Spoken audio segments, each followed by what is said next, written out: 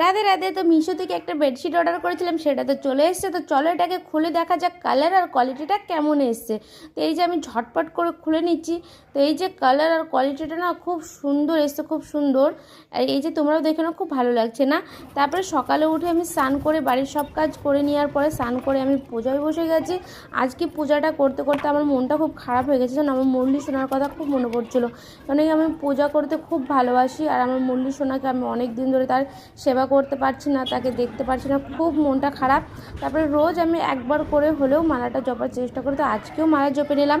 তারপরে জলখাবারে ছিল আমার রুটি আর গাজর আর ঘিয়ার সবজি ছিল, সেটা আমি খেয়ে নিলাম। তারপরে লাঞ্চ রেডি করলাম। লাঞ্চে ছিল আজকে মাছ। তো মাছের ঝোল বানিয়েছি, আর কিচ্ছু বানাইনি আজকে।